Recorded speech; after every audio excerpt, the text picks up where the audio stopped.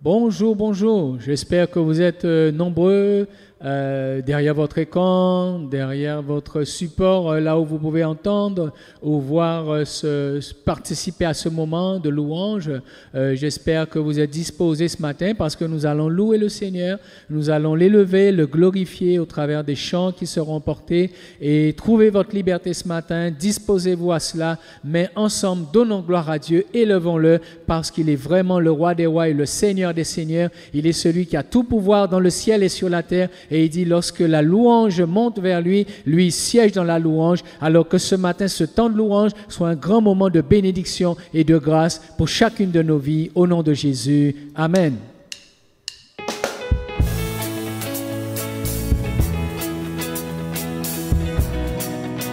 Alléluia. Gloire à Dieu. Merci Seigneur d'être là présent avec nous et de se réjouir avec nous. Je chanterai de tout cœur les merveilles de mon papa Yahweh. Il m'a ôté des ténèbres, il m'a libéré de tout péché. Je chanterai de tout cœur les merveilles de mon papa Yahweh. Il m'a ôté des ténèbres, il m'a libéré de tout péché. Mon papa, alléluia, il ne m'abandonne jamais. Je n'ai plus rien à craindre, car Yahweh m'a livré. Mon papa est fidèle, Dieu ne m'abandonne jamais. Je n'ai plus rien à faire, car Yahweh m'a livré. Je suis dans la joie, une joie immense. Je suis dans l'allégresse, car Yahweh m'a livré. Je suis dans la joie, alléluia, gloire à ton nom, sois élevé au-delà de nous sommes dans la joie, nous t'adorons, car Yahweh m'a livré, car Yahweh, car Yahweh, car Yahweh, car Yahweh, car Yahweh m'a libéré, car Yahweh m'a libéré.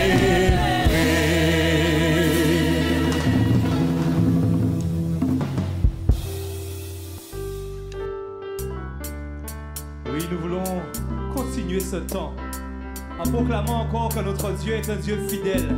Parce que ceux qui se confient en l'Éternel, ils sont comme la montagne de Sion. Elle ne chancelle point, elle est affermie pour toujours. C'est ce que nous voulons chanter.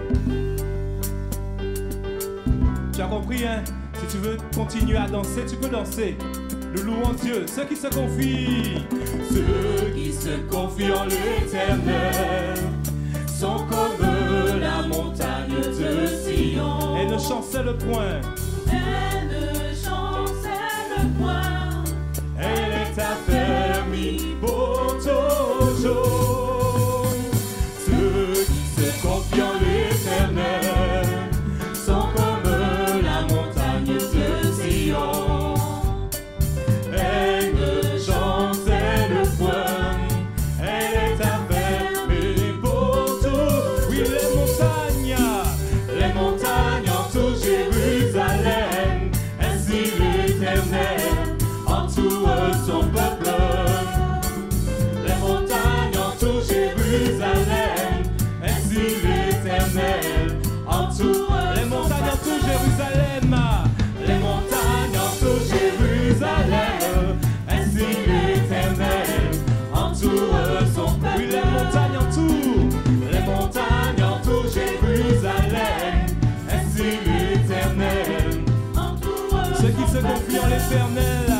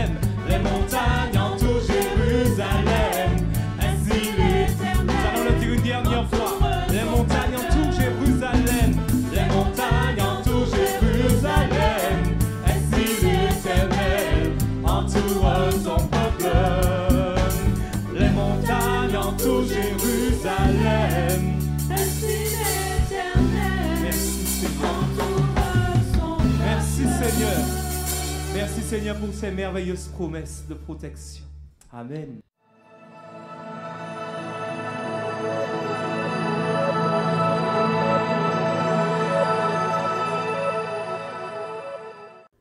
Alléluia, bonjour à tous et merci de prendre ce temps ce matin pour être avec nous sur le site de la Fédération des Assemblées de Dieu où nous nous appliquons donc à partager le message de l'Évangile, la parole de Dieu afin d'édifier, d'encourager et de permettre à plusieurs donc ainsi donc d'être aidés dans un moment, dans une situation rencontrée.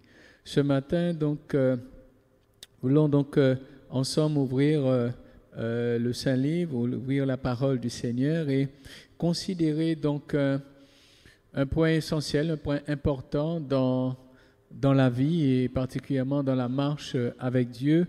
Il s'agit donc pour nous de chercher à savoir donc ce que nous voulons. C'est très important de savoir ce que nous voulons nous-mêmes, mais aussi de chercher à savoir ce que Dieu veut.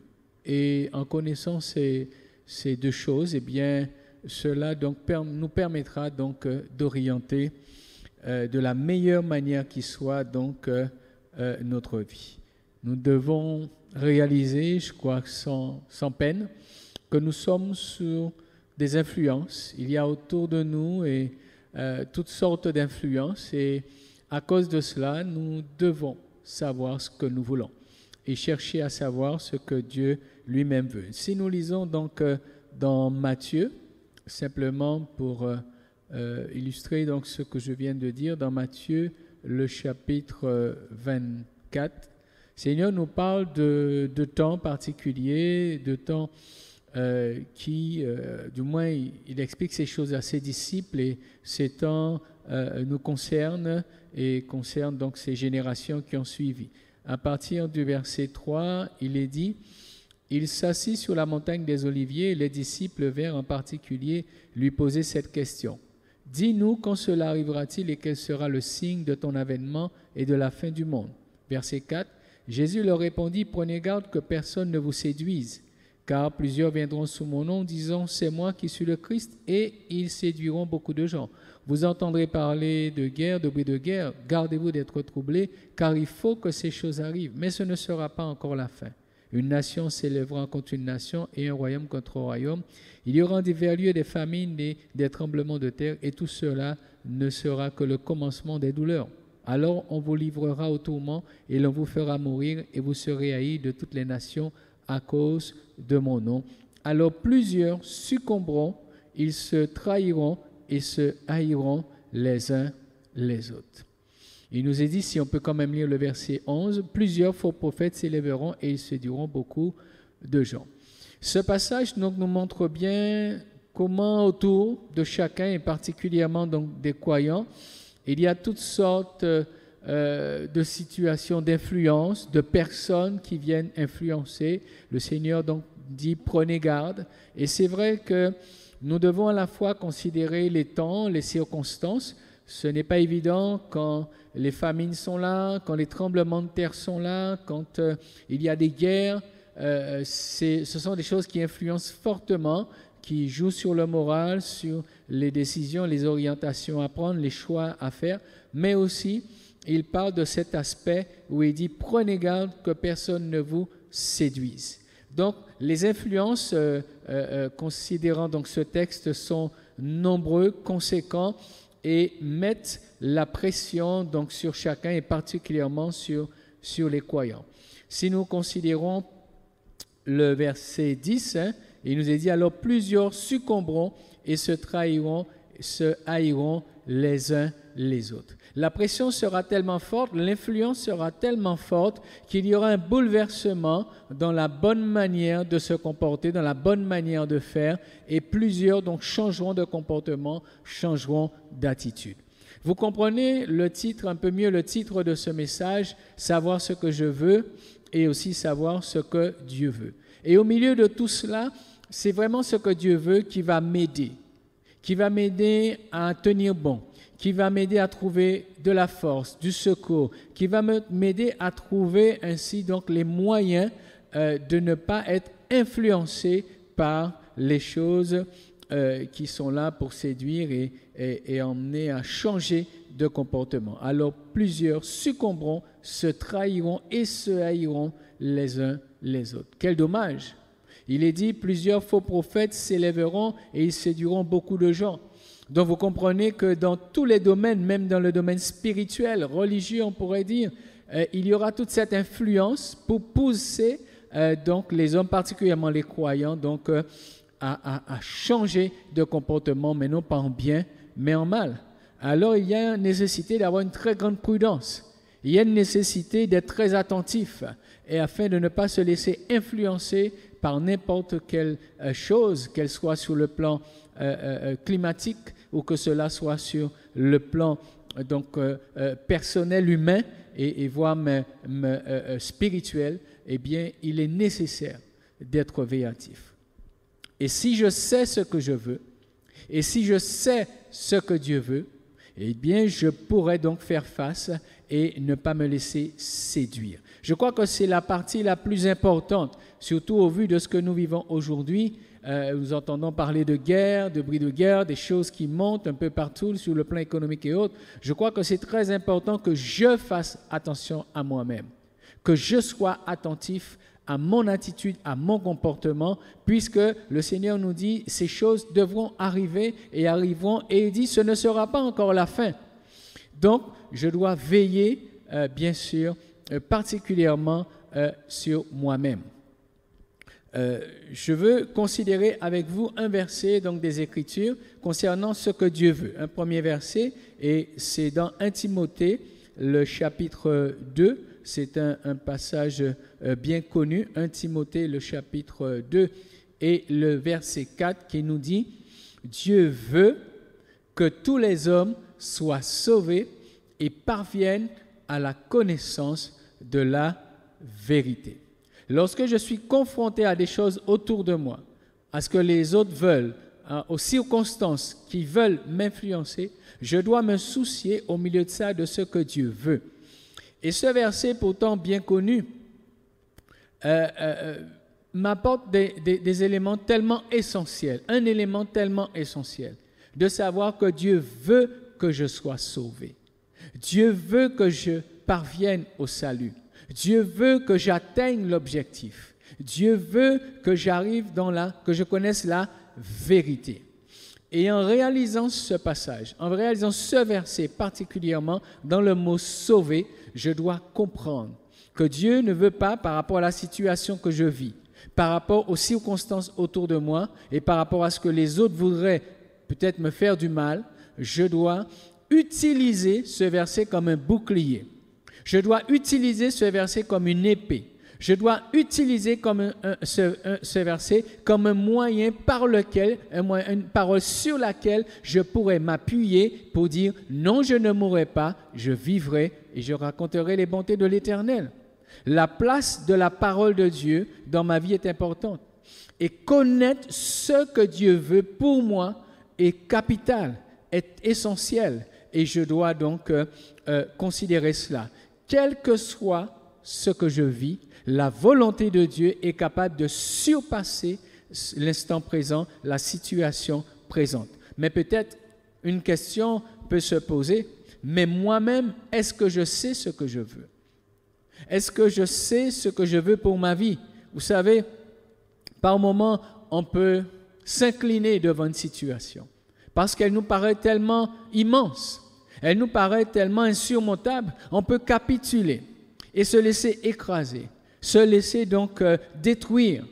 Et à côté de ça, Dieu nous dit, je veux que tu sois sauvé. Donc vous voyez que je peux être sur une telle influence de mes souffrances, une telle influence de mes épreuves, une telle influence de ce que je vis, que la volonté de Dieu même pour moi, je la mets de côté et je me laisse écraser, je me laisse accabler. Donc vous comprenez que c'est vraiment déterminant que je puisse savoir ce que je veux face à ce que je vis et dans la connaissance de ce que lui, Dieu veut.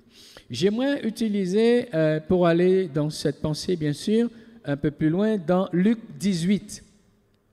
Et c'est le témoignage donc de Bartimée. Luc, chapitre 18, qui nous rend le témoignage de cet homme, donc Bartimée, qui était dans une situation pas très confortable, pas très agréable.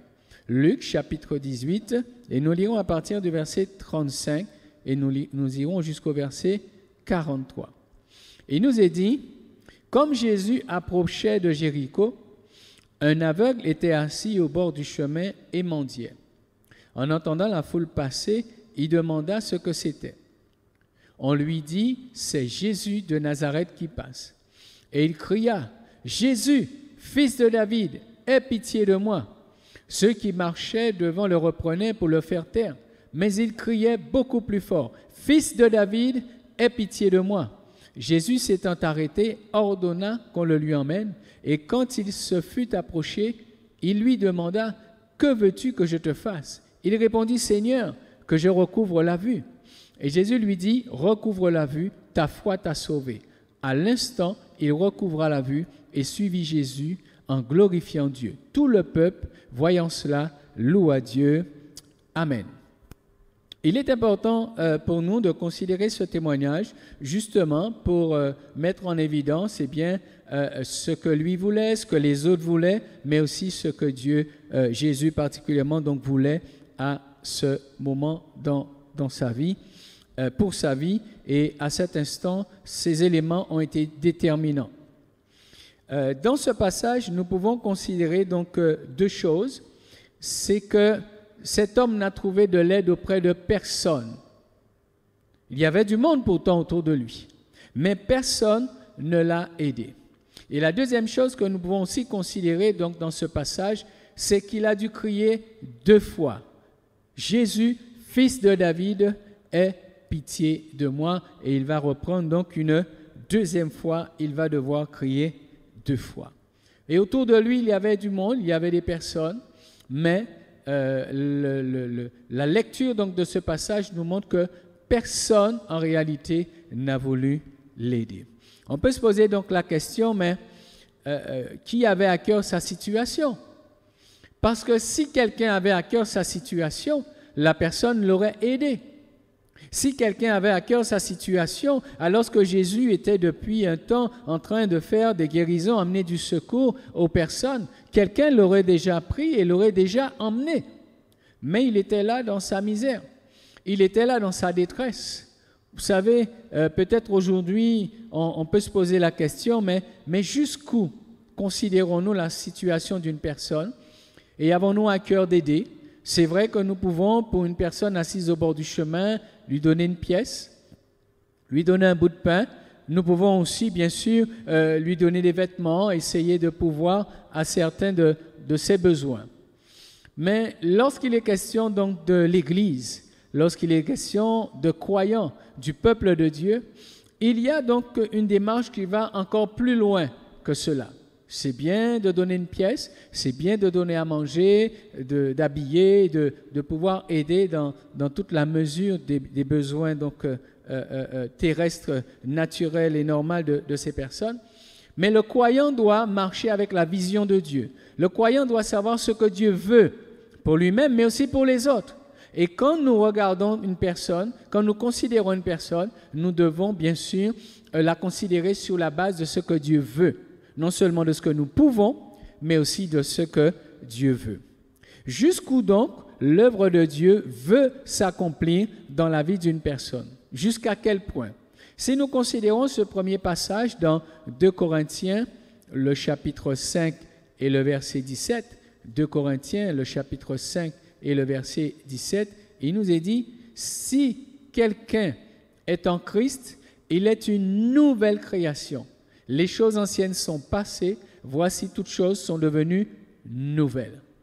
Dieu, dans sa vision, dans sa volonté, il veut que les hommes connaissent une nouvelle vie, qu'il y ait une nouvelle création, qu'il y ait quelque chose de nouveau. Il dit même les choses anciennes sont passées. Il nous faut, lorsque nous regardions quelqu'un, que nous puissions désirer un changement véritable, un changement profond dans la vie d'une personne. Ça nous poussera bien sûr à nous investir un peu plus. Ça nous poussera bien sûr à prier un peu plus. Ça nous poussera à garder cette personne à cœur et pouvoir désirer l'accompagner et l'aider. Je crois qu'un chrétien, c'est quelqu'un d'engagé. Et je crois que vous êtes d'accord avec ça. C'est une personne engagée. C'est une personne qui, bien que faisant parfois une simple part pour une personne, mais a un désir profond, c'est que cette personne atteigne toute la dimension du plan de Dieu pour elle. Dans Jean chapitre 3, un autre passage, Jean chapitre 3, lorsque Nicodème s'approchera du Seigneur, pareil, nous trouvons donc la vision de Dieu, jusqu'où Dieu veut que l'homme aille, jusqu'où Dieu veut que l'Église accompagne des personnes. Eh bien, il nous est dit dans Jean chapitre 3, et à partir du verset 3, il nous est dit, Jésus lui répondit donc à Nicodème, « En vérité, je te le dis, si un homme ne naît de nouveau, il ne peut voir le royaume de Dieu. » Nicodème lui dit, « Mais comment un homme peut-il naître quand il est vieux? Peut-il rentrer dans le sein de sa mère et naître ?» Jésus répondit, « En vérité, je te le dis, si un homme ne naît d'eau et d'esprit, il ne peut entrer dans le royaume de Dieu. » Nicodème pourtant était venu auprès de Jésus, lui disant, vous pourrez le relire donc dans le verset 2, considérant les miracles que Jésus faisait. Et Jésus l'a emmené plus loin, l'a emmené dans toute la dimension, dans la dimension la plus profonde, là où Dieu veut emmener les hommes. Non seulement intervenir par des miracles pour les secourir dans leur quotidien, mais les emmener à cette vie nouvelle. Si un homme ne naît de nouveau, il ne peut voir le royaume de Dieu. S'il ne naît d'eau et d'esprit, il ne peut entrer dans le royaume de Dieu. Lorsqu'en tant que croyants, nous nous limitons à un secours, à l'aide que Dieu peut nous apporter, eh bien, nous passons à côté. Et lorsque nous accompagnons une personne aussi et que nous ne désirons pas, nous n'avons pas à cœur de l'emmener jusque-là, eh bien, nous ne lui permettons pas donc de saisir toute la volonté de Dieu pour sa vie. Ce que Dieu veut, c'est que les hommes soient sauvés, c'est que tous les hommes soient sauvés. Dieu veut que tous ceux qui entendent le message, tous ceux que nous pouvons côtoyer, il veut que toutes ces personnes soient sauvées. Et c'est à nous, c'est notre rôle, Église, de les emmener dans tout cela. Je voudrais lire aussi avec vous dans l'Ancien Testament, vous montrant que Dieu est le même, hier, aujourd'hui, éternellement, dans 1 Samuel, le chapitre 2. 1 Samuel, le chapitre 2, c'est l'histoire de Anne qui était stérile, et Dieu va la visiter. Dieu va vraiment emmener un renouveau dans sa vie, puisqu'elle était dans un état de grande détresse, de grande souffrance, à cause du fait qu'elle ne pouvait avoir d'enfant. Et l'intervention donc du Seigneur va emmener vraiment un changement dans son âme, dans son être, un renouveau vraiment, et elle va retrouver vraiment donc le goût de vivre. Et au chapitre 2, elle va s'exprimer sur la base des bienfaits, du bienfait de Dieu. Et il nous est dit, Anne pria et dit. Et dans tout ce que Anne va dire, elle va exprimer son cœur, elle va exprimer ce qu'elle a reçu de Dieu, et elle dira une parole conduite bien sûr par le Saint-Esprit.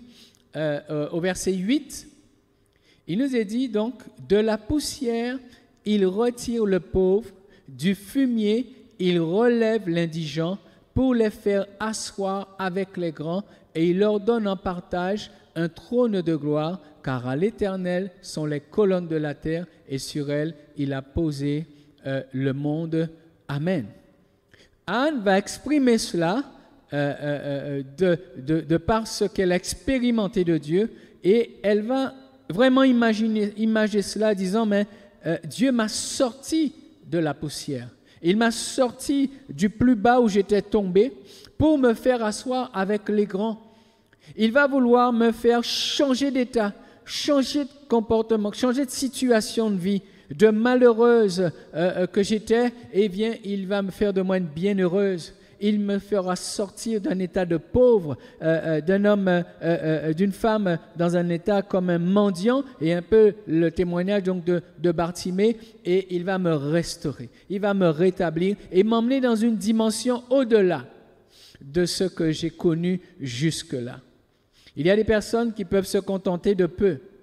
Mais Dieu, lui, il veut nous emmener dans une pleine dimension pour que nous soyons dans sa dimension, que nous soyons dans toute la dimension de sa volonté et de son plan pour nous. Pour les faire asseoir avec les grands, il leur donne en partage un trône de gloire.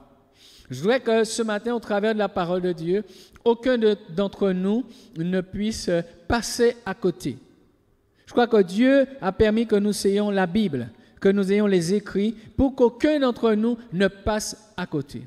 Qu'aucun d'entre nous ne soit freiné par le fait que peut-être pendant un temps, il y a un état difficile, pendant un temps, il y a un état lamentable, pendant un temps, il y a un état de grande souffrance, mais il n'est pas dit que Dieu veut que je reste là et ni même que je périsse. Mais Dieu veut que je puisse donc atteindre toute la dimension de sa volonté et de son plan pour moi. J'ai besoin donc d'être conscient que Dieu veut que je sois sauvé. Dieu veut que je sois relevé, secouru. Il nous en donne donc plusieurs témoignages. Je parle de cela aussi à cause du fait que certaines personnes, en venant au Seigneur, vont peut-être donc se contenter donc d'avoir leur nom inscrit dans le livre de vie. Ils vont recevoir Jésus comme Seigneur et Sauveur, ils vont être pardonnés et leur nom va être inscrit dans le livre de vie, mais ils n'iront pas plus loin. Ils n'iront pas vers une pleine restauration. Ils n'iront pas vers un plein rétablissement, une pleine guérison. Et ce que Dieu veut, c'est que nous soyons sauvés corps, âme et esprit. Je crois qu'aujourd'hui, il y a un fléau. Il y a quelque chose qui nous guette. Bien sûr, sur le plan du salut, bien sûr, sur le plan de la santé, mais aussi sur le plan de mon état intérieur, l'état de mon cœur, de mes sentiments, mon état moral. Parfois, je ne souhaite pas en parler. Parfois, je ne souhaite pas aller plus loin. Et lorsque je ne souhaite pas aller plus loin, parfois je ferme la porte. Je ne veux pas qu'on aille là parce que j'ai eu trop mal, j'ai eu trop de souffrance. Et je fais en sorte de simplement gérer ma vie chrétienne, mais il y a un endroit où même à Dieu, on ne lui permet pas d'aller. Dieu veut une transformation, une pleine guérison. Il veut que ma joie soit parfaite. J'ai besoin d'ouvrir la porte de mon cœur. J'ai besoin d'ouvrir mon âme, tout mon être entier pour le Seigneur et le laisser me guérir, me restaurer, corps, âme et esprit, afin que ma joie soit parfaite. Afin que ma joie soit parfaite. Ce matin, si peut-être quelqu'un donc se reconnaît, eh bien, permets à Jésus. Ouvre la porte de ton cœur.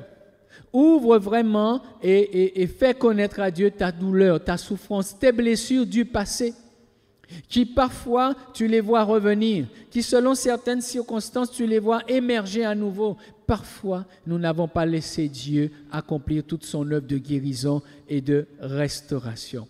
Dieu ne voudrait pas que nous puissions avec lui donc marcher juste avec une forme de colmatage des fissures. Mais il veut une pleine restauration. Il ne veut pas juste améliorer notre quotidien, que nous ayons un bout de pain ou que nous ayons une pièce, mais Dieu veut restaurer. Dieu veut ramener un changement, une nouveauté de vie. Alors, n'accepte pas. N'accepte pas de t'arrêter en chemin. Ne t'arrête pas en chemin. N'accepte pas d'aller à mi-chemin avec Jésus. Mais de par la parole de Dieu, décide, désire, aie envie d'aller jusque là où Dieu veut que tu ailles. Parce qu'il ne te limite pas, mais parfois c'est toi-même qui te limite. Parfois c'est toi-même qui ne veux pas aller plus loin. Et c'est pour ça que j'ai posé la question au début, mais est-ce que moi-même je veux être sauvé? Il faut savoir qu'une blessure, qu'il faut savoir qu'une situation que je garde comme cela au fond de mon cœur peut devenir une occasion de chute pour moi, peut m'emmener dans de l'incrédulité, dans de l'amertume. Et ces choses m'empêcheront de saisir, de voir et d'entrer dans le royaume de Dieu. Il est important que je puisse laisser Dieu, et je le crois, il y a de grands besoins dans ce domaine. Il y a peut-être des personnes encore qui écoutent aujourd'hui, qui ont besoin de laisser Dieu aller faire son œuvre dans toute cette dimension. En tout cas, la Bible nous le dit, Dieu veut que nous soyons sauvés, que nous soyons restaurés. Bartimée était donc un homme qui n'a pas pu compter sur les autres. Nous l'avons vu qu'au contraire, les personnes le faisaient taire. Donc, il n'a pas trouvé autour de lui des personnes pour l'aider, ce qui est dommage. La Bible nous dit dans Matthieu, le chapitre 24, Matthieu chapitre 24, nous avons lu tout à l'heure, mais je n'ai pas été jusqu'au bout. Matthieu chapitre 24, au verset 12, « Et parce que l'iniquité se sera accrue, l'amour du plus grand nombre se refroidira. » Donc, c'est vrai qu'il y a un contexte où nous pouvons donc ne trouver personne, aucune compassion, aucun secours. Mais le verset nous dit « Mais celui qui persévérera jusqu'à la fin sera sauvé. » Ça veut dire que même si personne ne m'aide et même si personne ne m'aime, je peux quand même m'en sortir. Parce que Dieu m'aime et Dieu veut m'aider, il veut que je sois sauvé. Même si personne ne m'aide et même si personne ne m'aime, je peux m'en sortir parce que Dieu veut que je sois sauvé. Et c'est tout ce qui doit importer pour toi peut-être ce matin, qui est dans une situation difficile où personne ne t'aide, où tu te retrouves seul. Ne reste pas à considérer ceux qui n'ont pas pu t'aider.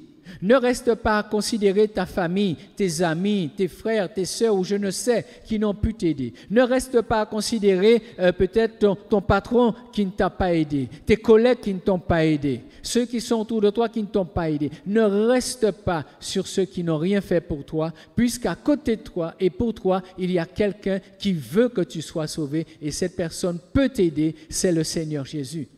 Donc ce matin, tu peux, si tu le veux. Il dit, mais celui qui persévérera jusqu'à la fin sera sauvé. Tu ne pourras pas dire à Dieu que tu n'avais trouvé personne, mais le Seigneur te dit, si toi-même tu sais ce que tu veux, tu es déterminé et tu tiens bon et tu persévères, oui, le Seigneur dit, celui qui persévérera jusqu'à la fin sera sauvé. Alors, nous pouvons nous poser donc la question, lorsque personne n'est là pour aider, lorsque les gens sont indifférents, comme ces personnes autour de Bartimée, Lisette et toi, lorsque ces personnes n'étaient pas très aidantes, comment est-ce que Dieu considère cela? La Bible nous dit donc dans Ecclésiaste chapitre 12, verset 16, que Dieu rendra à chacun selon ses œuvres.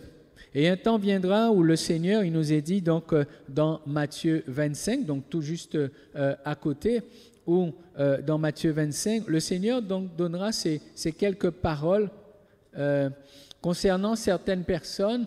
Je ne vous lis pas l'ensemble du chapitre, vous pourrez donc prendre le temps de le lire, mais il parle d'un moment qui est à venir. Et il dit, alors le roi dira à ceux qui seront à sa droite, venez, vous qui êtes bénis de mon Père. Prenez possession du royaume qui vous a été préparé dès la fondation du monde. Car j'ai eu faim et vous m'avez donné à manger, j'ai eu soif et vous m'avez donné à boire, j'étais étranger et vous m'avez recueilli. J'étais nu et vous m'avez vêtu, j'étais malade et vous m'avez rendu visite. J'étais en prison et vous êtes venus vers moi. Les justes lui répondront, Seigneur, mais quand t'avons-nous vu avoir faim et t'avons-nous donné à manger, ou avoir soif, et t'avons-nous donné à boire? Quand avons-nous vu étranger, et t'avons-nous recueilli, ou nu, et t'avons-nous vêtu? Quand avons-nous vu malade ou en prison, et sommes-nous allés vers toi? Et le roi leur répondra, je vous le dis en vérité, toutes les fois que vous avez fait ces choses à l'un de ces plus petits de mes frères, c'est à moi que vous les avez faites. Amen. Donc, certaines personnes qui se sont souciées d'aider leurs prochains, eh bien, Dieu donc les honore et les honorera, nous dit la parole de Dieu. Et à partir du verset 41, il va se tourner vers ceux qui seront à sa gauche et il va leur dire, retirez-vous de moi. Et des choses seront dites jusqu'à arriver au verset 44. Ils répondront, Seigneur, mais quand avons-nous vu ayant faim? Il leur répondra, verset 45, je vous le dis en vérité, toutes les fois que vous n'avez pas fait ces choses à l'un de ces plus petits, c'est à moi que vous ne les avez pas faites. Et ceux-ci iront au châtiment éternel, mais les justes à la vie éternelle. Nous devons réaliser au travers de ces quelques passages et de ces exemples que le Seigneur est celui qui rendra à chacun selon ses œuvres. Il s'agira donc pour Bartimée de ne pas désirer de lui-même être stoppé par ces personnes ou même en vouloir à ces personnes. Parce que la Bible nous dit que le Seigneur lui-même, eh bien, un temps venu, rendra à chacun selon donc ses œuvres. Au travers de cet exemple que nous avons donc de Bartimée, nous voyons que Dieu peut laisser faire un certain nombre de choses. Mais il y a un deuxième élément aussi que nous pouvons donc retirer au travers donc de ce témoignage de Bartimée, c'est qu'il y a pour les hommes une volonté de Dieu, dans le plan de Dieu, une volonté de se révéler personnellement aux hommes. Et ça, c'est un privilège que j'invite à aucun d'entre nous de passer à côté. Aucun d'entre nous de refuser ou d'ignorer que Dieu désire se révéler à chacun d'entre nous d'une manière personnelle. On pourrait appeler ça donc un rendez-vous divin. On pourrait dire que Bartimée avait un rendez-vous divin. Mais aussi, on pourrait appeler ça, au travers de la réaction de Bartimée, une opportunité à saisir. Et la Bible, lorsque nous la lisons, nous réalisons que les deux choses doivent s'accorder. Le rendez-vous divin, le plan de Dieu de se révéler à chacun personnellement, mais aussi le fait de saisir une opportunité qui nous est donnée. Je voudrais avec vous voir un témoignage juste à côté de l'histoire de Bartimée. Dans Luc chapitre 19, il y a l'histoire de Zachée. Et relever un élément concernant donc le rendez-vous divin et l'opportunité à saisir. Zachée, donc qui est un publicain, savait que Jésus devait passer dans un certain endroit, suivre un certain itinéraire. Et la Bible nous dit donc qu'il va courir en avant, il va monter dans un sycomore pour voir Jésus passer. Il nous est dit au verset 4, il courut en avant et monta sur un sycomore pour le voir parce qu'il devait passer par là. Et au verset 5, il nous est dit, lorsque Jésus fut arrivé à cet endroit, il leva les yeux et dit, Zachée, hâte-toi de descendre, car il faut que je demeure aujourd'hui dans ta maison. Il y a les deux choses qui ressortent très clairement. Zachée désire voir Jésus. Il veut saisir cette opportunité. Jésus est en train de passer. Il ne veut pas laisser passer Jésus comme ça. Donc, il fera en sorte de saisir l'opportunité de voir Jésus. Donc, étant de petite taille, il va monter dans un arbre. Donc, il va vraiment se positionner pour cela. Et quand Jésus, donc, finalement arrive à cet endroit, Jésus lui dit, mais il faut que je demeure dans ta maison. Il y avait un rendez-vous divin de prévu. Jésus était en train de cheminer pour arriver à la maison de Zachée. Et Zachée lui-même, il a voulu aussi saisir l'occasion de rencontrer Jésus. C'est formidable. Vous savez, il peut arriver qu'il y ait un rendez-vous divin qui soit fixé, mais que malheureusement, on ne puisse pas saisir l'opportunité qui nous est accordée. Et parfois, on va laisser passer, je dirais, l'occasion. Et j'ai eu un témoignage, du moins une histoire qui avait été donc racontée, peut-être certains d'entre vous la connaissent. Cet homme qui était dans sa maison et alors qu'il y avait une crue, la montée des eaux qui était prévue, eh bien les gendarmes donc vont passer et lui demander donc de quitter les lieux. Mais il mettra en évidence donc qu'il a sa foi, il s'attend à Dieu, enfin voilà. J'essaie de me rappeler quelque peu de cette histoire qui m'avait été racontée. Les eaux vont commencer à monter et cet homme donc va monter à l'étage de sa maison et puisque les eaux donc avaient inondé donc le rez-de-chaussée. Et là, à nouveau, les gendarmes vont passer avec le petit canot pneumatique et l'inviter donc à venir, à les rejoindre dans ce canot pneumatique. Et là encore, il mettra en évidence qu'il fait confiance à Dieu, qu'il a sa foi, enfin voilà. Les gendarmes donc partiront. Ensuite, les eaux vont continuer encore à monter et là, il va se retrouver sur le toit de la maison. Et là, à nouveau, avec un hélicoptère cette fois-ci, les gendarmes vont passer, vont vouloir le secourir. Et pareil, il va donc rester ferme sur sa position. Malheureusement, donc, les eaux finiront par l'emporter et il décédera. Et en se trouvant devant le Seigneur, il dira « Mais Seigneur, mais pourquoi est-ce que tu n'es pas venu à mon secours ?» Et selon donc l'histoire qui m'avait été donc rapportée, eh bien le Seigneur donc lui dira écoute, c'est toi qui n'as pas saisi toutes les occasions que je t'ai données pour que tu sois sauvé. Vous comprenez que c'est une histoire, mais qui illustre bien la question du rendez-vous du vin et le fait de saisir une opportunité. Parfois, je pense que certains sont encore aujourd'hui dans des problématiques, dans des situations parce qu'ils n'ont pas saisi l'opportunité que Dieu leur donnait.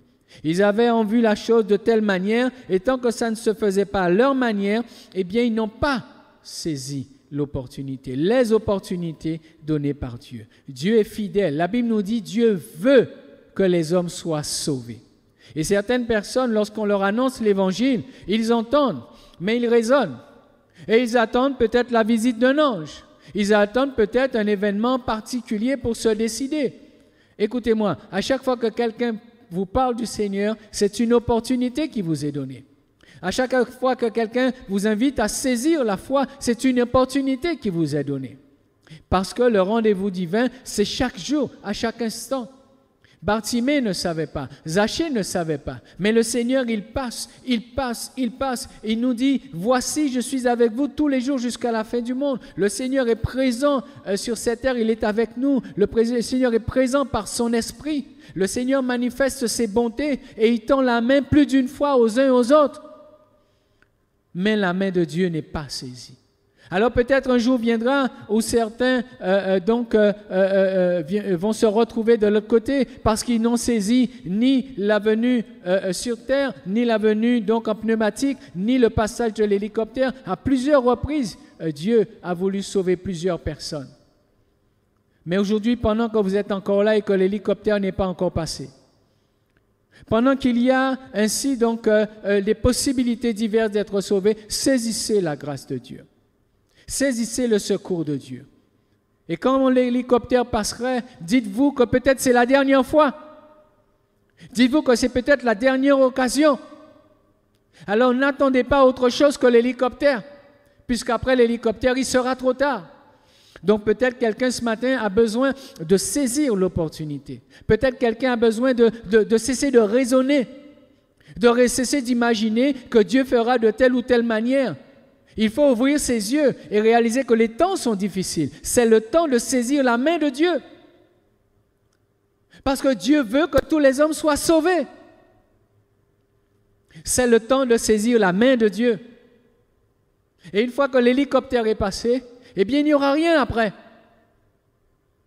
Quand la porte de la grâce sera fermée, il n'y aura rien après.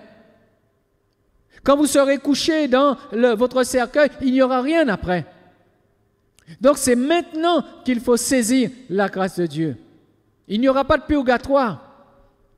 Il n'y aura pas un autre moyen, une dernière solution pour pouvoir se racheter de ses péchés. Jésus dit, tant qu'on peut dire aujourd'hui, tant que vous pouvez voir le soleil, tant que vous pouvez de vos yeux considérer les choses et de vos oreilles les entendre, saisissez la main de Dieu. N'endurcissez pas votre cœur. Parce que la Bible nous dit, Dieu veut que tous les hommes soient sauvés. Vous connaissez la volonté de Dieu. Vous connaissez le plan de Dieu. Bartimée, dans le moment où il était, eh bien, il a saisi l'opportunité. Jésus passait. Le rendez-vous divin était là. Il a crié une première fois. Il a dû crier une deuxième fois. Il s'est dit, je ne vais pas laisser passer cette opportunité. Fils de David, aie pitié de moi. Et parfois, on est hésitant. On hésite à crier à Dieu. On hésite à dire, j'ai besoin de toi. Mais il n'a pas hésité. Il savait ce qu'il voulait. Il voulait être sauvé. Il voulait être secouru dans sa situation. Fils de David, aie pitié de moi. Il ne s'est pas occupé des gens autour de lui. Fils de David, aie pitié de moi. Il a fallu qu'il crie 2 fois. Jésus n'est pas sourd, il n'est pas malentendant, Jésus. Mais il fallait que Zachée et il fallait que Bartimée révèle sa volonté d'être sauvé, sa détermination d'être sauvé. La Bible nous dit dans Matthieu 11, chapitre 12, ce sont les violents qui s'emparent du royaume de Dieu. Ce sont les violents qui s'emparent du royaume de Dieu. Alors mon frère, il va falloir te faire violence. Ma sœur, il va falloir te faire violence. Ami, il va falloir te faire violence. Il va falloir saisir l'opportunité, le rendez-vous divin qui est là. Tu as besoin de le saisir. Vous savez, lorsque Dieu nous emmène dans ce rendez-vous divin, lorsque le temps du rendez-vous divin est là, ce n'est pas à ce moment-là que Dieu nous voit dans notre détresse. Ce n'est pas à ce moment-là que Dieu le voit dans notre souffrance. La Bible nous invite à considérer que Dieu nous voit de loin. Et quand Jésus est passé, il a fait comme s'il n'entendait pas Bartimée. Mais rassurez-vous, il l'entendait bien. D'ailleurs, il le connaissait bien avant cela. Il y a un passage que nous citons souvent, qui est dans le psaume 139, et qui nous révèle vraiment que Dieu nous voit de loin, Dieu nous connaît de loin.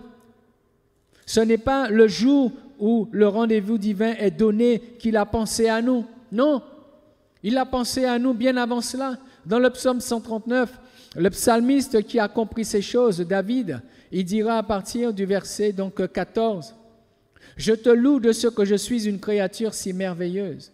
Tes œuvres sont admirables et mon âme le reconnaît bien. Mon corps n'était point caché devant toi lorsque j'ai été fait dans un lieu secret, tissé dans les profondeurs de la terre. Quand je n'étais qu'une masse informe, tes yeux me voyaient, et sur ton livre étaient tous inscrits les jours qui m'étaient destinés avant qu'aucun d'eux n'existe. Mon corps n'était point caché devant toi lorsque j'ai été fait dans le lieu secret. » Dieu te voyait déjà dans le ventre de ta mère. Dieu te voyait déjà, me voyait déjà dans les reins de ton père, de mon père. Dieu nous voyait déjà même avant cela. Il avait déjà prévu le nombre de jours. Il avait déjà prévu le temps qui nous est imparti avant même qu'aucun de ces jours n'existe. Nous devons apprendre à connaître Dieu et savoir qu'il n'est pas un homme. Il est dans une dimension élevée. Il a une connaissance des choses de lointain et il a préparé des rendez-vous divins de loin en arrière. Parce qu'il nous connaît, il nous aime, nous avons été créés à son image, à sa ressemblance. Il ne nous abandonne pas, il ne nous délaisse pas. Nous devons grandir dans sa connaissance. Dieu veut que tous les hommes soient sauvés et parviennent à la connaissance de la vérité. La vérité, c'est une personne, c'est Christ. La vérité, c'est la parole de Dieu qui nous éclaire, qui nous fait connaître qui est Dieu. Et quand je connais Dieu, je ne peux pas imaginer qu'il m'abandonne, parce qu'avant même que je sois né, il me connaissait déjà. Mes jours étaient déjà définis.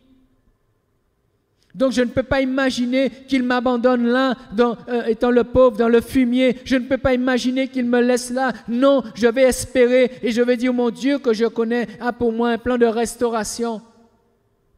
Ce sont ceux qui ne connaissent pas Dieu qui peuvent imaginer que Dieu pourrait les laisser là. Ce sont ceux qui ne connaissent pas Dieu qui vont se laisser enfermer dans la drogue, dans l'alcool, dans des choses mauvaises qui vont les rendre encore plus esclaves, qui vont les rendre encore plus malades parce qu'ils ne connaissent pas Dieu. Et notre responsabilité en tant qu'Église, c'est de faire connaître Dieu, de faire savoir aux hommes et aux femmes qui sont pris dans toutes sortes de chaînes et de liens, de leur faire savoir qui est Dieu. Et de leur dire que Dieu veut qu'ils soient sauvés. De leur affirmer que Dieu veut qu'ils soient sauvés. Et nous-mêmes, quand nous les regardons, nous ne pouvons pas dire « Ah, ta situation est trop difficile ». Non! Dieu veut qu'ils soient sauvés. Nous devons simplement les emmener à vouloir ce que Dieu veut. À vouloir eux-mêmes être sauvés. à retrouver de la valeur en eux-mêmes et de se dire que même si de leur dire, même s'ils sont comme le pauvre dans le fumier, mais Dieu veut qu'ils s'assoient avec les grands. Dieu veut leur donner un trône de gloire. Dieu veut les emmener à une restauration, à être de nouvelles créatures. Et quand Dieu veut quelque chose, il n'y a personne qui puisse s'opposer au plan de Dieu, si ce n'est quelqu'un qui douterait, si ce n'est qu'une personne qui ne saurait pas, ou qui ne voudrait pas savoir. Mais quand on sait, quand on connaît Dieu, et quand on lit la Bible, et qu'on réalise à quel point il nous aime, il nous connaît de loin, il nous voit de loin, donc on a de l'espoir. Seulement il nous dit, mais quand je passe, quand l'opportunité est là, tu dois la saisir. Ne dis pas, ma situation est trop compliquée. Ne regarde pas ta situation parce que le rendez-vous, il va passer sur toi. Ne regarde pas ta difficulté parce que Jésus continuera à passer. Et si tu regardes à ta difficulté, tu n'auras pas la force de crier, tu n'auras pas la force d'invoquer son nom. Parce que ta difficulté sera trop grande pour toi, mais elle n'est pas trop grande pour lui. Et ce n'est pas toi qui vas t'occuper de ta difficulté, c'est lui qui va s'occuper de ta difficulté. Il ne t'a jamais demandé de t'occuper de ta difficulté. Il t'a dit crois seulement. Et quand il va s'approcher donc de Bartimée, quand Jésus va s'approcher donc de Bartimée, il lui poser une question. Il va dire à Bartimée, que veux-tu que je te fasse? Il lui pose encore la question. Il rajoute la question. Bartimée aurait pu répondre peut-être autrement. Mais on voit au travers de la réponse de Bartimée un homme déterminé, un homme résolu, mais surtout un homme qui a conscience que Dieu veut qu'il soit sauvé. On dirait qu'il n'y a aucune ambiguïté dans son attitude. Dans ses cris, il n'y a pas de doute. Il n'y a point de raisonnement. Mais il sait que Dieu veut qu'il soit sauvé. Il réalise en un instant que c'est un temps pour lui. C'est une occasion qui lui est donnée et il va la saisir. Alors il va répondre ceci, Seigneur, que je recouvre la vue. Et Jésus lui dit, recouvre la vue, ta foi t'a sauvé. À l'instant, il recouvra la vue et suivit Jésus en glorifiant Dieu. Tout le peuple, voyant cela, loua Dieu. Que je recouvre la vue. Une réponse simple, mais précise, déterminée, que je recouvre la vue. Et s'il avait les yeux grands ouverts, je pourrais dire qu'il a regardé Jésus en face et il a dit que je recouvre la vue et il s'attendait à Jésus. Mais comme il ne voyait pas, je pense qu'il fixait ainsi son attention sur Jésus et disait Jésus que je recouvre la vue. Et il était prêt, et il attendait déjà. Donc Jésus n'a pas eu besoin de l'amener encore plus loin. Tout de suite, Jésus lui a dit je le veux. Il lui a dit recouvre la vue, ta foi t'a sauvé. Ta foi t'a sauvé. Dieu veut que tous les hommes soient sauvés. Et si tu le veux, il te faut une seule chose. Il te faut juste ta foi. Il faut juste exercer ta foi. Si tu le veux, exerce ta foi. Et Jésus dit, ta foi t'a sauvé. Tous les hommes possèdent la foi. Tous les hommes sont dans une mesure de foi, ont une mesure de foi. Les disciples ont demandé, Seigneur, mais augmente-nous la foi. Jésus a dit, vous n'avez pas besoin d'avoir une grande foi. Il leur dit, si vous aviez une foi comme un grain de sénévé, vous diriez simplement à cette montagne, ôte-toi de là et jette-toi dans la mer. Et cela se ferait. Ta foi t'a sauvé. Ce matin, mon frère, ma sœur, ami, ta foi peut te sauver. Parce que Jésus veut que tu sois sauvé. Dieu veut que tu sois sauvé. Le plan de Dieu est déjà décrit, nous en avons parlé. Le plan de Dieu est clair pour nous, il n'y a pas d'ambiguïté. Alors quand je passe par un moment difficile, quand je passe par une situation difficile, je garde la foi. J'espère en Dieu. Je m'attends à Dieu. parce que je sais qu'il veut que je sois sauvé. Lorsque les temps difficiles sont là, lorsque le monde est bouleversé, lorsque la terre est bouleversée, je garde la foi parce que je sais que Dieu veut que je sois sauvé. Comme Étienne, lorsque la lapidation est là, je garde la foi parce que je sais que Dieu veut que je sois sauvé. Comme Bartimée, lorsque je suis malade, je suis aveugle, lorsque j'ai un problème de santé, je garde la foi parce que je sais que Dieu veut que je sois sauvé. Lorsque l'ennemi serait là, je garde la foi parce que Dieu veut que je sois sauvé. Qu'il te soit fait selon ta foi. Ta foi t'a sauvé. Ta foi t'a sauvé. Ce matin, nous sommes invités. Aujourd'hui, nous sommes invités. Demain, tant que nous sommes sur cette terre et tant que nous aurons des luttes et des combats, le Seigneur nous dit, garde ta foi parce que ta foi peut te sauver. Si tu veux être sauvé, moi je veux que tu sois sauvé. Alors garde ta foi peut te sauver. Si tu crois en Jésus, si tu espères en Jésus. Je ne sais pas, ami, depuis combien de temps tu as entendu le message de l'Évangile. Je ne sais pas si aujourd'hui c'est un jour de plus. Je ne sais pas si c'est une première fois. Mais tout ce que je sais, c'est que ce matin, si tu places ta foi en Dieu, le Seigneur peut te sauver. Mon frère, ma sœur, si tu places ta foi en Dieu, le Seigneur peut te sauver, peut te secourir là où tu es. Alors ce matin, je veux donc vous inviter donc à vous incliner. Et je veux permettre à une personne ou à des personnes qui ne l'avaient jamais encore fait, qui n'a jamais encore donc décidé de placer toute sa confiance et toute sa vie entre les mains du Seigneur. Je veux vous inviter ce matin à le faire. Là où vous êtes en cet instant, je veux vous inviter à le faire. Et vous allez simplement fermer vos yeux.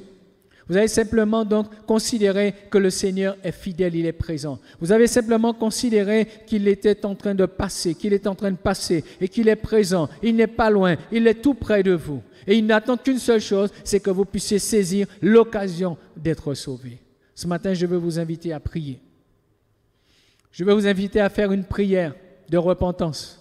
Une prière où vous allez donc crier à Dieu, où vous allez remettre toute votre vie. Et quel que soit, ne regardez pas à votre état, ne regardez pas à ce que vous avez fait jusqu'à présent, mais regardez au fait que le Seigneur veut que vous soyez sauvés. Vous avez simplement besoin de lui dire, Seigneur, que je recouvre la vue. Vous avez simplement besoin de lui dire, Seigneur, que je sois libéré, Seigneur, que je sois sauvé. Voilà mon péché, voilà ma vie, voilà toutes les choses qui sont venues, voilà les œuvres des ténèbres, voilà les chaînes et les liens qui sont sur moi. Voilà les addictions que j'ai. Voilà, Seigneur, mon Dieu, la maladie. Voilà, Seigneur, ce qui me tient malheureux. Voilà l'épreuve dans laquelle je suis. Seigneur, voilà la chose, que je puisse en être délivré, que je puisse en être secouru. Et si c'est une question de péché, si c'est le péché qui vous imprègne, si l'ennemi vous tient à cause d'un péché, si vous êtes dans une situation de captivité, si vous êtes en prison, si vous êtes dans une situation où vous avez des chaînes et des liens, vous avez vraiment des obstacles, des freins qui sont là, puisque votre vie vous a conduit à ça, vos choix vous ont conduit à ça ce matin, vous pouvez vous tourner aussi vers Dieu et vous pouvez lui demander son aide. Vous pouvez lui demander son secours. Et nous allons prier. Je vais simplement faire cette prière et je crois, de là où je suis, je crois que vous entendez. De là où je suis, je crois que vous êtes touchés. Je crois que le Seigneur donc désire intervenir pour vous et que vous êtes prêts à le laisser intervenir. Alors je vais simplement vous conduire dans cette prière que vous devrez rendre efficace par votre foi.